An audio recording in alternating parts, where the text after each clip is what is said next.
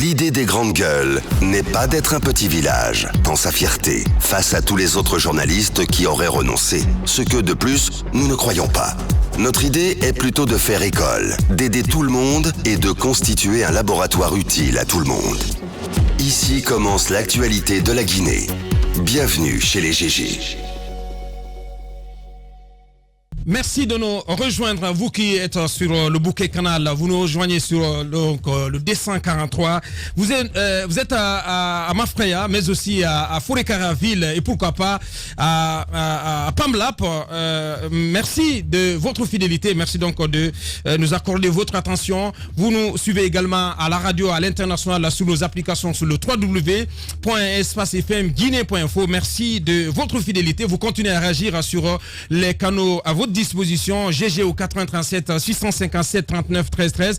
Vous avez la possibilité également de passer par hashtag Espace GG donc sur Twitter et nous prendrons en compte vos réactions un peu plus tard dans cette émission. Ces mesures d'urgence donc préconisées par les autorités pour sauver le secteur privé, pour venir donc en appui aux industries, aux PME, mais aussi à l'ensemble donc des entreprises guinéennes qui sont durement frappées par les conséquences de la pandémie de la Covid-19, entre autres le paiement en priorité de la dette intérieure, et ça c'est important, un moratoire de 6 mois de la date de paiement du solde de l'impôt sur les sociétés, la suspension de la retenue de 50% de la TVA, la suspension de la taxe sur les activités foncières, suppression de la patente et de la CEFU sur les immobilisations pour l'exercice 2020, la suspension également du prélèvement forfaitaire de 5% au cordon douanier et le report du paiement des cotisations sociales urgente d'appui au secteur industriel et PME durement éprouvé, je le disais, par la pandémie de la Covid-19. Et au-delà, un plan de relance adossé à un fonds de garantie de 500 milliards de francs guinéens, une ligne de crédit de 10 millions de dollars, un package donc de mesures pour aider les entreprises locales à faire face au choc de la Covid-19. Où en est-on dans la matérialisation de ce plan de riposte? Comment accéder à ces fonds et à ces crédits? Pour quels résultats attendus? On en parle avec M. Aliou Soirée, il est directeur général du Fonds de développement industriel et des PME, entendez FODIP, et à sa suite, monsieur Namori Kamara, il est directeur général de l'APIP Guinée. On s'intéressa également donc à ce secteur, le secteur de l'hôtellerie, de la restauration, des bars et mais aussi des boîtes de nuit, c'est important.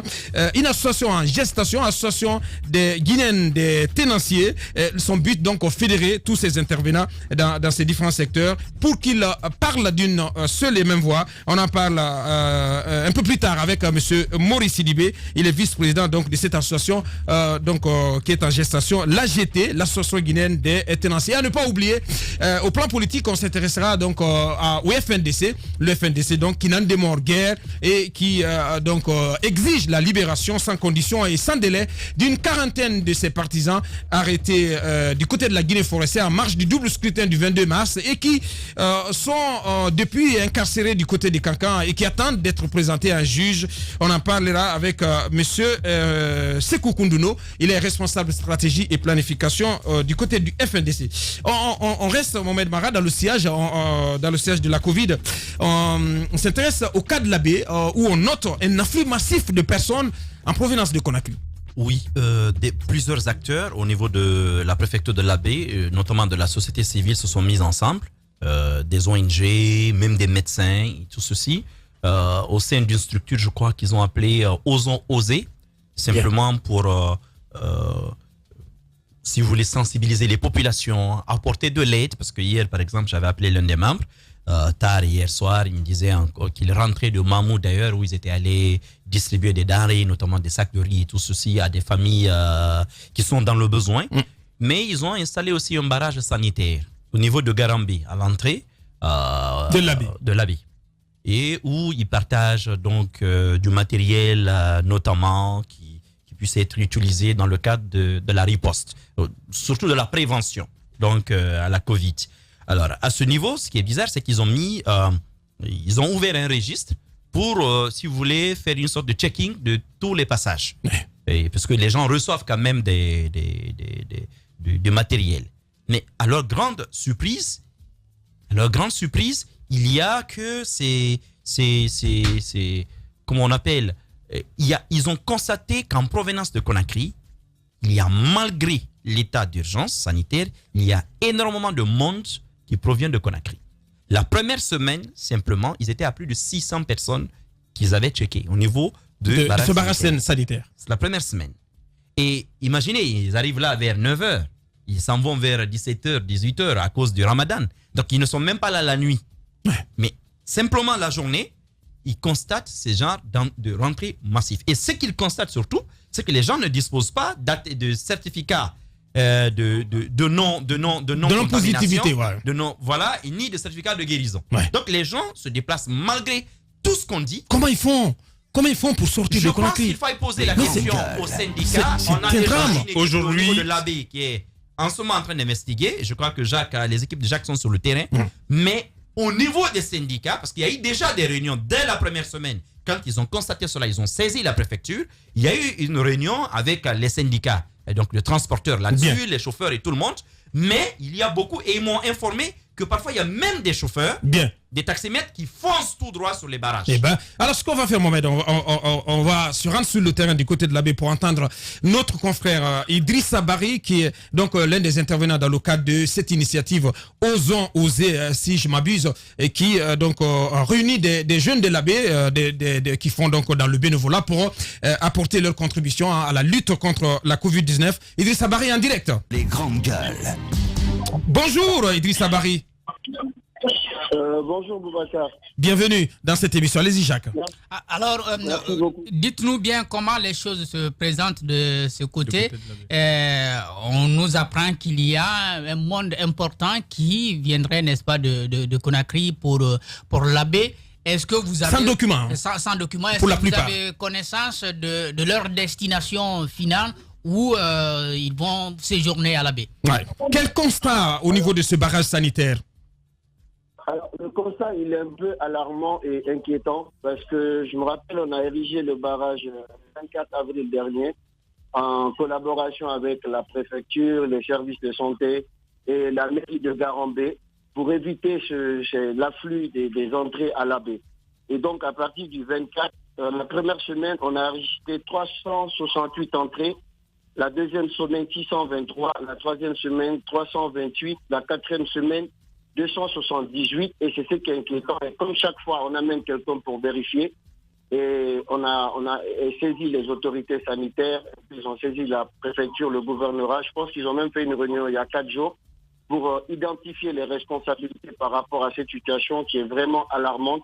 On ne sait pas comment ils arrivent à quitter Conakry pour arriver à l'AB. Et c'est ce qui inquiète. Même ce matin, il y a des gens qui sont partis pour voir entre avant-hier et aujourd'hui ce qui sont arrivés dans le registre. Et c'est vraiment inquiétant. Là, je suis même au niveau des syndicats de l'AB comme ça. Je suis dans leur bureau parce qu'on est en partance à Mamou pour récupérer les kits alimentaires qu'on doit distribuer.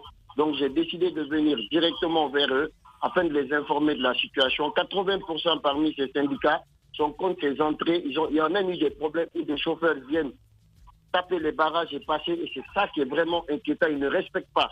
Et comme Mara l'a dit, le matin, de 9h à 16h, ils sont là. Et il y a des contours où les gens peuvent passer par Daralabé et sans passer par le barrage, c'est-à-dire la nuit. Et entre 5h et 6h du matin, vous savez, les gens rentrent tard la nuit. Donc, ils passent au moment où les gens ne sont même pas sur le barrage. D'accord. On ne contrôle pas et c'est inquiétant pour vraiment les populations de l'AB. Ce que vous dites, c'est qu'il y a un barrage que les gens contournent. Ça voudrait dire que le problème, il est peut-être entretenu sur la nationale Conakry, l'AB. D'abord, à la sortie de Conakry, parce qu'il y a un barrage au niveau de Kouria, qui était à Koya, qui a été délocalisé. Mais il y a également à la sortie de Kindia et puis à la sortie de Mamou. Dans quelles conditions, si vous permettez Mohamed, dans quelles conditions ces personnes en provenance de Conakry arrivent?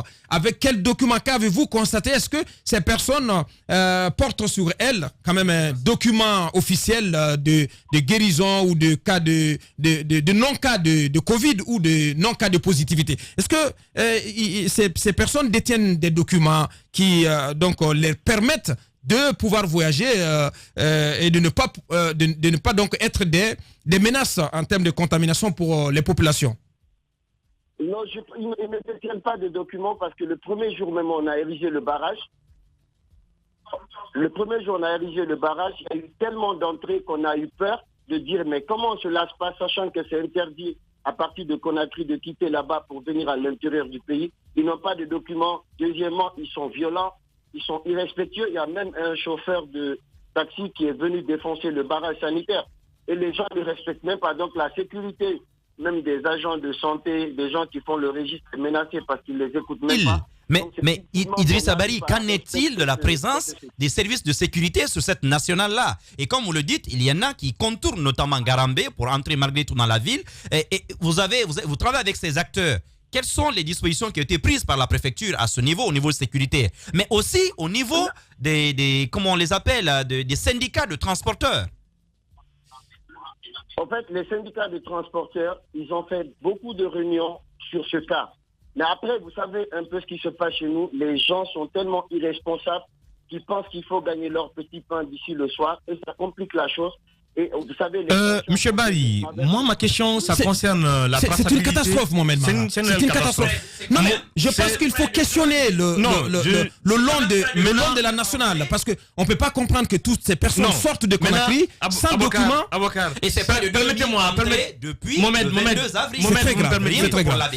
Comment arrêter la circulation du Monsieur Bari, quelle est la possibilité aujourd'hui que vous avez pour tracer ceux qui sont passés et qui sont enregistrés dans votre registre? Ils n'ont pas de possibilité. Non, mais il faut savoir. Ils n'ont pas de possibilité, ce sont des bénévoles. Ils ont un registre, donc c'est forcément, ils ont la possibilité de savoir qui est allé, il habite où et quels sont ses contacts. Aujourd'hui, quel est le moyen que vous avez pour tracer ces gens qui sont rentrés, qui sont enregistrés dans votre registre? Si tu le dis, Vous savez, nous, le seul moyen qu'on a, c'est ce que nous, on arrive à faire parce qu'on le fait sous forme propre. Tout ce qu'on arrive à faire, c'est d'aller sensibiliser et mettre ce registre afin de voir une traçabilité. Mais on n'a ni les moyens de les suivre jusqu'à chez eux. On n'a pas ces moyens, nous. Nous, ce qu'on peut faire, c'est de suivre ça et dire qu'il y a tel nombre d'entrées et en partenariat avec les services de santé, les autorités sur place, les informer par rapport aux dangers qui guettent la région. C'est ce que nous, on peut faire. Et au-delà de ça, notre responsabilité est limitée. Je vais parler des responsables de sécurité, de la gendarmerie ou de la police. Nous n'avons pas le pouvoir de leur dire d'aller sur place ou de faire ce soit. Je pense que ça, c'est la responsabilité des autorités étatiques. Nous, ce qu'on fait en tant que volontaires, en tant que citoyens, qui sommes soucieux de la gravité de cette pandémie, c'est de prévenir et de sensibiliser le maximum de citoyens. C'est ce qu'on fait et on est en partenariat avec les syndicats, les autorités sanitaires, la préfecture. Et je pense qu'ils essayent de prendre aussi des mesures pour mettre fin à ça. Bien. Mais la chaîne, elle est tellement dangereuse. Comment on peut quitter Conakry, sachant que c'est interdit? C'est là-bas qu'il faut se déroger. Ouais.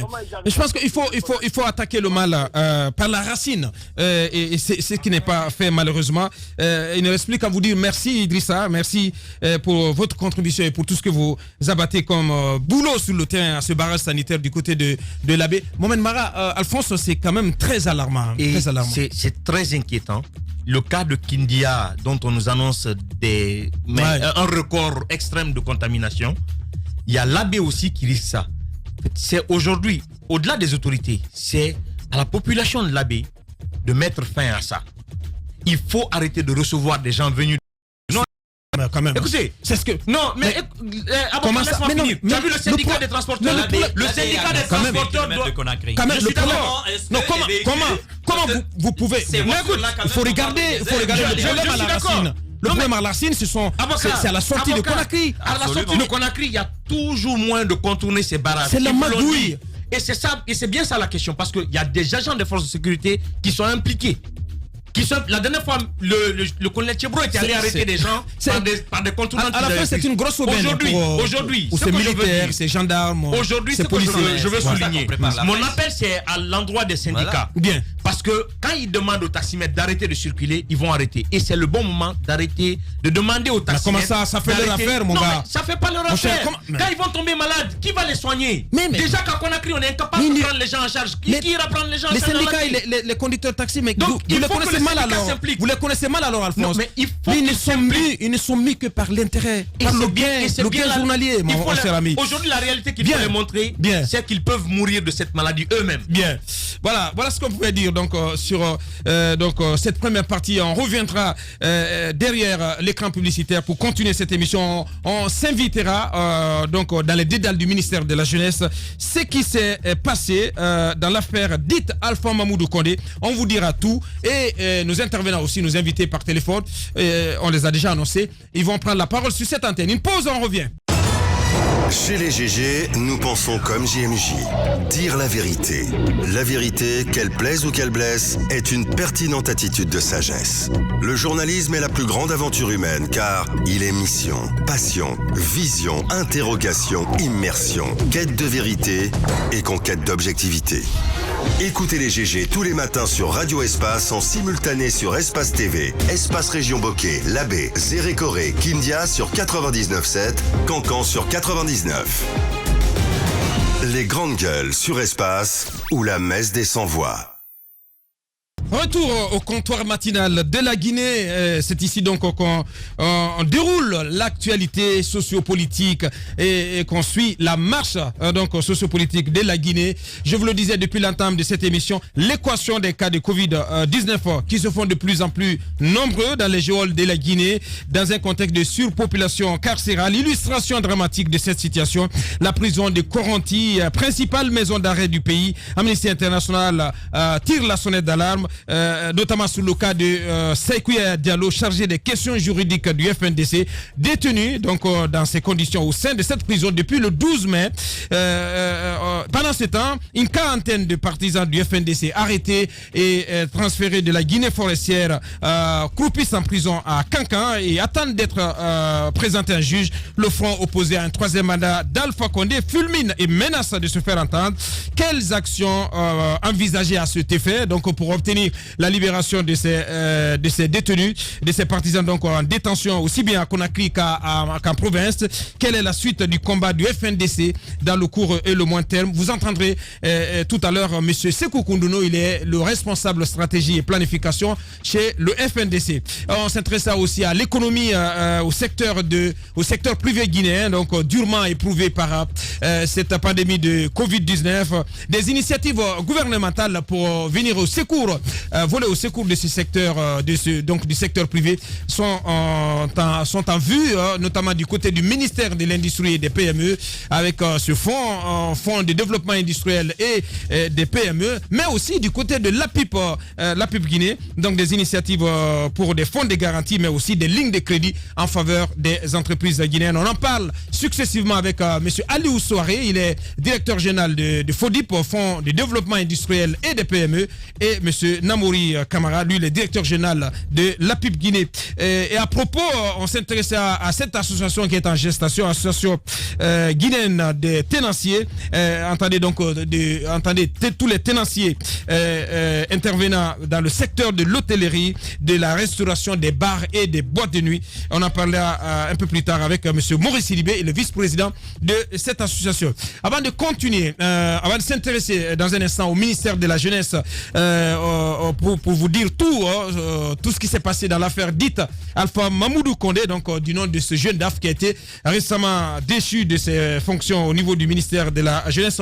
On va s'intéresser à vos réactions sur différents canaux. On y va avec le 657 39 13 13 et d'autres plateformes avant notre compte Twitter. Bonjour Mastar, je suis ravi de retrouver ta voix de Stentor à la radio. Tu nous as manqué.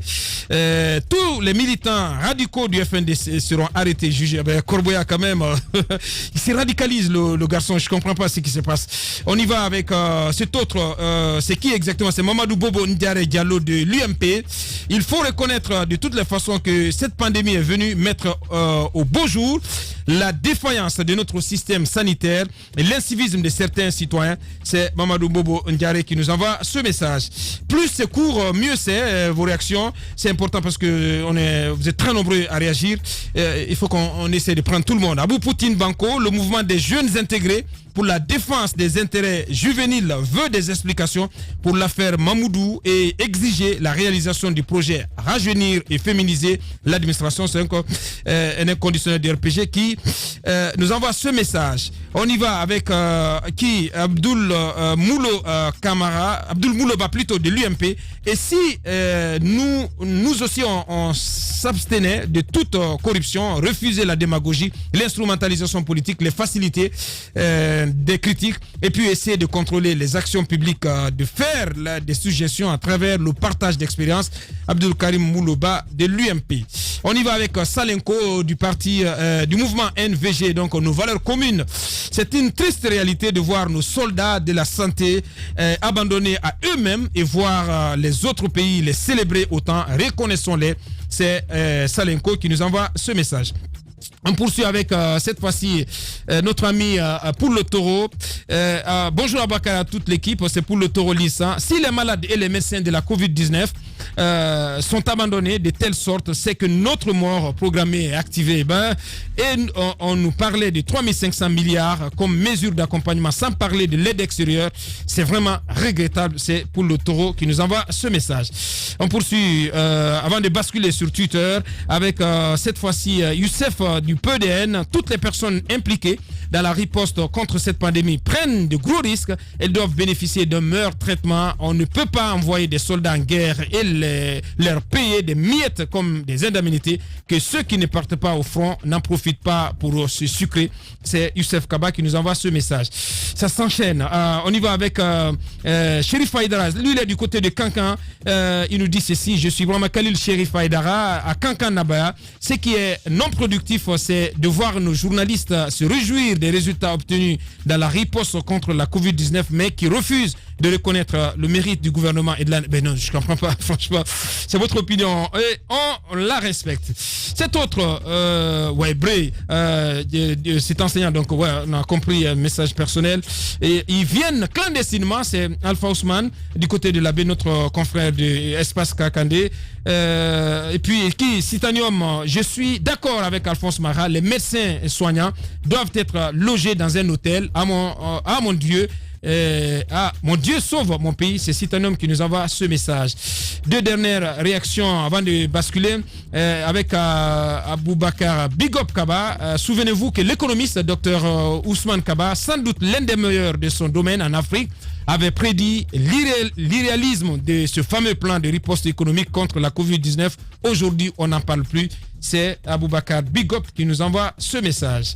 Cette dernière réaction de qui exactement? Alpha Moussa Makadjabi. Bonjour Aboubakar et à toute l'équipe. Aboubakar, est-ce que vous avez vu cette triste vidéo des gens qui ramassent des poulets pourris à la décharge? Bien entendu, Alpha Moussa, rassurez-vous, on en parle tout à l'heure.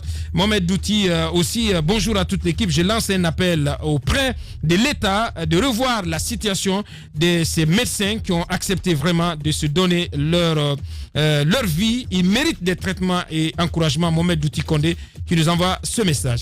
On y va sur Twitter avec ces réactions en cascade, avec cette première réaction de qui exactement? De Adama de Mariam, si la régie donc est prête. La prime des personnels soignants est vraiment catastrophique et décourageant par rapport au boulot gigantesque qu'ils font chaque jour. À un moment donné, il faudrait qu'on respecte les gens dans ce pays car c'est du foutage de gueule. Que Dieu bénisse la Guinée. Adam de Mariam. On y va avec cet autre. C'est qui exactement? C'est Ahmed, c'est compliqué, Ahmed Keshiki Diallo. Bonjour, ne soyons pas surpris sur ce qui se passe en Guinée. Des décisions contre toute attente. C'est la Guinée, le pays où le normal est anormal, l'anormal est normal, malheureusement. Bref, fin de Ramadan, bonne fin de Ramadan à tous et qu'Allah nous protège et guérisse les malades. On poursuit avec Imran Diallo sur hashtag Espace GG. Bonjour Titi, amicalement à toute l'équipe. Cette pandémie devrait être une préoccupation pour tous, mais le chef de l'État utilise cette Covid-19 pour régler les comptes à ses opposants. Trop, c'est trop. Le FNDC a observé une trêve pour sauver le peuple. C'est Imran Diallo donc qui nous envoie ce message. On y va avec cet autre, c'est qui exactement? C'est Koulibaly le démocrate. Bonjour les GG, je suis convaincu que le gouvernement est en train de faire son mieux pour améliorer les conditions de travail des personnels soignants, l'augmentation du chiffre de malades guéris par jour explique cela. Par contre, le FNDC ne peut pas nous embobiner à cause du Covid. C'est donc Koulibaly, le démocrate, qui nous envoie ce message. On y va avec cet autre, le Kourouka. Je ne sais pas si c'est le Kouroussaka, mais le Kourouka. Bonjour les GG. Pendant que le PRAC parle de l'union sacrée de tous les fils de la nation, ces sbires continuent d'intimider et de séquestrer ces paisibles opposants. Cette incohérence aggrave la situation sociopolitique et ne profite pas à l'unité nationale. C'est la totale. C'est le Kourouka qui nous envoie ce message. On y va avec Mamadou Ouri Barry. Bonjour les GG, amicalement à vous tous. À mon avis, on doit travailler dur, jour et nuit pour en finir avec cette Covid-19. Parlant des détenus, la plupart arbitrairement doivent être libérés tout simplement, car sur ce à quoi on les a arrêtés est déjà... Je ne comprends pas. Il faut vous appliquer, hein, chers amis. On prend 2 dernières réactions sur hashtag #EspaceGG avant d'en prendre un peu plus tard. Maurice Kourouma, à présent, Aboubakar, ce qui se passe à Conakry, c'est incroyable. Des cartons de poulet jetés au dépotoir de Combos sont ramassés par des femmes et pourraient se retrouver dans nos marchés. J'interpelle l'État à déployer ses services compétents et nous débarrasser de ces ordures. On en parle dans un instant avec Mohamed Mara et Alphonse Mara également. Bonjour les GG, c'est le dernier pour le moment. Moreno Gandala. Bonjour les GG.